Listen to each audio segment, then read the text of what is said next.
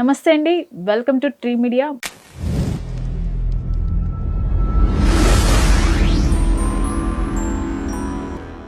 మనతో సినీ క్రిటిక్ దాసరి విజ్ఞాన్ ఉన్నారు. విజ్ఞాన్ గారు నమస్తే. నమస్తే. దేవరా మూవీకి సంబంధించి కలెక్షన్స్ అప్డేట్స్ ఎలా ఉన్నాయి, ఎంతవరకు రాబట్టింది సినిమా?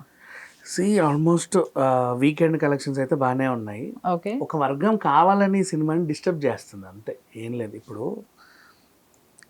ఎన్టీఆర్ ఫ్యాన్స్ వర్సెస్ ఇంకెవరో హీరో ఫ్యాన్స్ అని చెప్పేసి ఫస్ట్ నుంచి ఒక గొడవ. వీళ్ళు ఏం చేశారంటే అంటే ఎన్టీఆర్ ఒకానొక సందర్భంలో కొరటాల మంచి డైరెక్టరు, అతని పనిని ఆయన చేసుకొని ఇస్తే బాగా చేస్తాడు, ఎవరైనా వేళ్ళు పెడితే బాగా చేయలేడు అన్నట్టుగా ఒక మాటలు అన్నాడు. ఆ డైరెక్టర్ కూడా అదే ఒప్పుకున్నాడు. అతను ఇంతకుముందు ఎవరితో అయితే పనిచేశాడో ఆ హీరో ఫ్యాన్స్కి అది మండింది, ఎందుకంటే ఆ సినిమా ఫ్లాప్ అయింది. మొన్నటి వరకు ఏం చేశారు, ఆ సినిమా ఫ్లాప్ అవడానికి కారణం మొత్తం కొరటాలని ఆయన మీద వేసే ప్రయత్నం చేశారు వాళ్ళు. సరే, అప్పుడు బాగానే వర్కౌట్ అయింది. సరేలే అని నెక్స్ట్ ఆ హీరో నెక్స్ట్ సినిమా కూడా అటర్ ఫ్లాప్ అయ్యేసరికి అప్పుడు అర్థమైంది డైరెక్టర్ల ఫాల్ట్ కాదు, మా హీరోలోనూ కూడా ఏదో ఉంది అని చెప్పేసి వాళ్ళకి అర్థమైంది.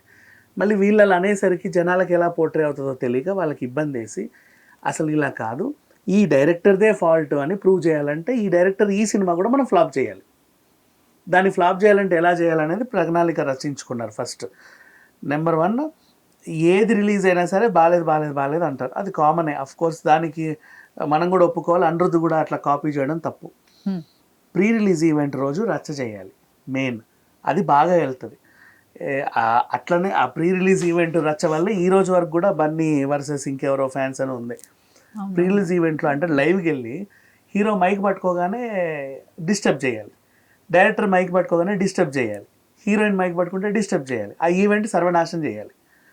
అప్పుడు ఏంటంటే దేవర ఈవెంట్లో రచ్చ అని చెప్పేసి న్యూస్ వస్తుంది, నెగిటివ్ వస్తుంది. ఆ నెగిటివ్ ఇంపాక్ట్ తీసుకురావాలి మూవీ పైన. 4,000 మంది బట్టే హాల్ ఉంటే ముందు వీళ్ళే వెళ్ళిపోతారు 4,000 మంది. నెక్స్ట్ వచ్చే వాళ్ళు ఫ్యాన్స్ రావడానికి అక్కడ స్పేస్ ఉండదు, మొత్తం వీళ్ళు ఉంటారు అన్నమాట. వీళ్ళంతా ఫ్యాన్స్ కాదు మళ్ళీ. ఇలా ఇది plan. First day first show వీళ్ళు బుక్ చేసుకుంటారు, ఫ్యాన్స్ కాదు.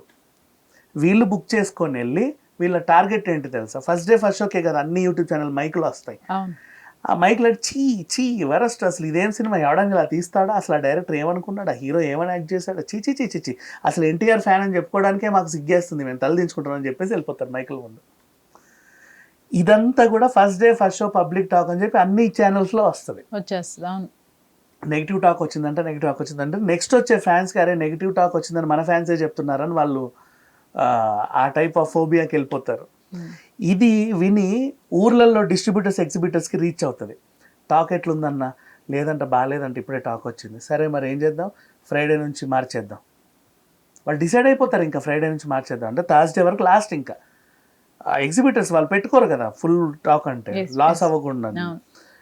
నెక్స్ట్ ఫ్రైడే నుంచి ఆ సత్యం సుందరం ఏదో బాగుందంటే దానికి వేసేద్దాం అని వాళ్ళు అనుకుంటారు. అంటే మ్యాక్సిమం ఫ్రైడే లోపే సినిమాని థియేటర్స్ బయటికి దోసేయాలి, ఇది వీళ్ళ టార్గెట్.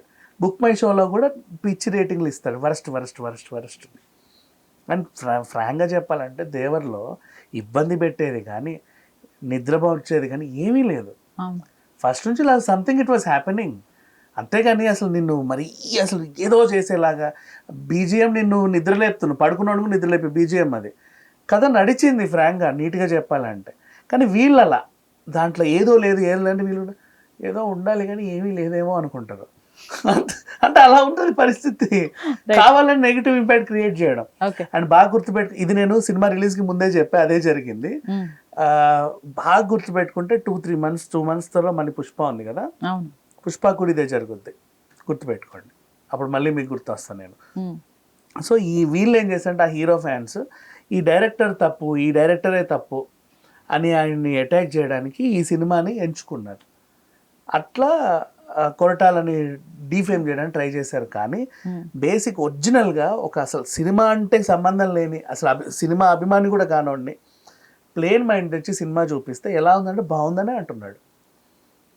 సినిమా అభిమాని అడిగితే ఇంకేదన్నా ఉంటే బాగుండన్నా, సరే పర్లేదు తప్పేం లేదు, వాడికి ఏదో ఒక ఎక్స్పెక్టేషన్, ఇంకేదన్నా ఉంటే బాగానే ఉండు, కానీ ఉన్నది మాత్రం బాగాలేదని చెప్పట్లేగా. ఇంకేదన్నా ఉంటే ఇంకా బాగుండేది. రైట్. ఓకే. అస్సలు బాగాలేదు, బోర్ కొట్టింది, ఏడిపించింది, అసలు ఇంకేదో ఉంది.